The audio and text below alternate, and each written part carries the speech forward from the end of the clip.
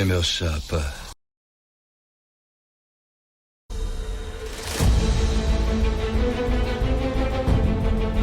Para entender a história por trás do filme, primeiro precisamos voltar para uma época em que a Fórmula 1 era um espetáculo de pura coragem, tecnologia e morte. Bem-vindos à era de ouro imortal do automobilismo. O perigo começava na própria pista. Circuitos lendários como Nürburgring, na Alemanha, não eram autódromos seguros como os de hoje. Eram estradas monstruosas de mais de 20 quilômetros, apelidadas pelo campeão Jack Stewart de O Inferno Verde. Não havia áreas de escape. Apenas asfalto, grama e uma fileira de árvores esperando como um paredão. Um erro mínimo não te tirava da corrida, ele te tirava da vida. E os carros? Eram caixões de alumínio sobre rodas. Mas o maior medo dos pilotos não era a batida. Era o fogo. Com tanques de combustível que se rompiam facilmente, o incêndio era quase instantâneo. A situação era tão desesperadora que alguns pilotos preferiam correr sem cinto de segurança, acreditando que a única chance de sobreviver era ser arremessado para longe da bola de fogo. Nessa era, morrer era considerado parte do trabalho. Mas para o tricampeão Jack Stewart, que viu amigos demais perecerem na pista, isso era inaceitável. Ele iniciou uma cruzada por segurança, e mesmo sendo chamado de covarde, sua luta foi o primeiro passo que transformou o esporte para sempre.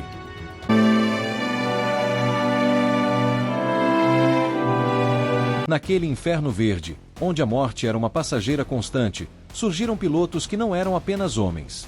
Eram lendas. Titãs forjados no fogo e na velocidade. O primeiro era James Hunt, o rockstar. Para ele, a vida era uma festa, e a corrida era apenas o palco principal. Ele vivia no limite, dentro e fora da pista. Um talento puro, movido a adrenalina e champanhe. Seu maior rival era seu oposto perfeito. Um homem que trocava a festa pela prancheta e a improvisação pela análise. Seu nome era Niki Lauda. Lauda era chamado de o computador. Frio, metódico. Ele não pilotava, ele dissecava a pista. E em 1976, no auge de sua rivalidade com Hunt, ele foi para o único lugar que nem mesmo um computador poderia prever, o inferno. Preso nas ferragens, Lauda sobreviveu ao insuperável. No hospital, os médicos perderam a esperança e um padre lhe deu a extrema-unção. O mundo do esporte se preparava para o luto, mas Niki Lauda não. Apenas 42 dias depois, ele voltou, desfigurado, mas não derrotado. Voltou para assombrar seu rival e lutar pelo título até a última corrida. Enquanto a Europa assistia a essa batalha de opostos, do outro lado do Atlântico, uma nação inteira tinha seu próprio herói. Emerson Fittipaldi. Emerson colocou o Brasil no topo. Era bicampeão, a estrela da melhor equipe do mundo, a McLaren. Tinha tudo, fama, dinheiro, um futuro de glória garantida. E então, ele fez o impensável. Ele abandonou tudo. Chocou o mundo para realizar um sonho, criar a primeira e única equipe brasileira da Fórmula 1. Ele sacrificou sua carreira vitoriosa, não por mais um troféu, mas pela bandeira em seu macacão. Playboys, sobreviventes, heróis. Essas eram as lendas da era mais mortal da Fórmula 1. Homens que nos ensinaram que, às vezes, a maneira como você joga o jogo é mais importante do que a vitória.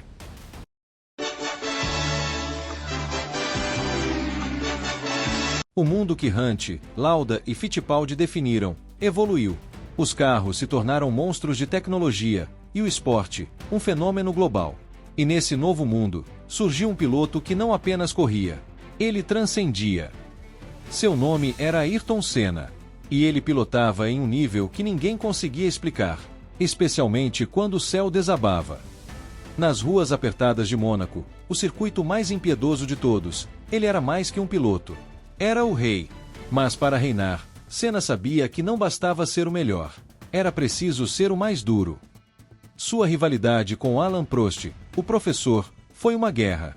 Uma batalha de opostos que rachou a Fórmula 1 e culminou em um dos atos mais implacáveis da história do esporte. Uma colisão deliberada a quase 300 km por hora para garantir um campeonato. Sua filosofia era simples e assustadora. Se você não aproveita uma oportunidade que aparece, você não é mais um piloto de corridas. E ele era, acima de tudo, um piloto. Mas essa agressividade na pista se transformava em amor fora dela. Para um Brasil em crise, Senna não era um atleta. Era um herói. A bandeira que ele erguia a cada vitória era o símbolo de que, sim, nós podíamos vencer. E por essa gente, ele fez o impossível.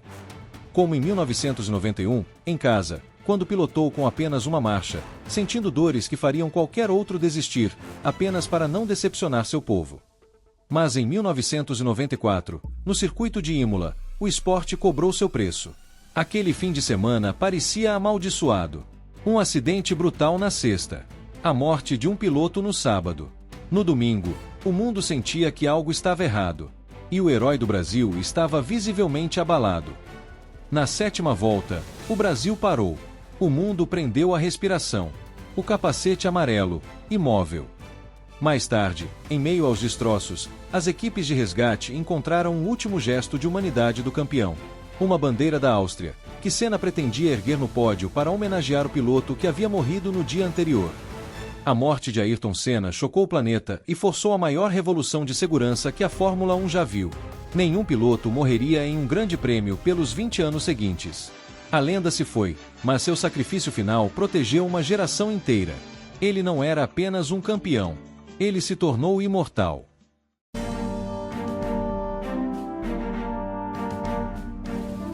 E agora, vamos conectar tudo. Essa era de lendas reais que acabamos de atravessar inspira a ficção até hoje. O novo filme de Fórmula 1 não é apenas uma história de corrida. É um espelho de tudo o que contamos. No filme, vemos o herói, Sonny Hayes, se arrastando pela pista com o pneu estourado. Antes de se inspirar em um roteiro, essa cena se inspirou na vida real. É uma homenagem direta à paixão de Gilles Villeneuve, o homem que, como mostramos, se recusou a desistir e nos deu uma das imagens mais icônicas da história do esporte. A história principal do filme é sobre um piloto veterano que retorna às pistas. Lembram-se da nossa lenda, Niki Lauda, o computador sobrevivente que não apenas voltou do inferno de Nürburgring, mas que também retornou da aposentadoria para ser campeão uma última vez. A jornada do herói da ficção é a jornada que o nosso herói da vida real trilhou primeiro. O filme busca a adrenalina e o perigo daquela era de ouro imortal que descrevemos no início. Mas ele é produzido por Lewis Hamilton e filmado com toda a segurança moderna. A mesma segurança que, como vimos, foi o legado trágico e necessário deixado pela morte de Ayrton Senna.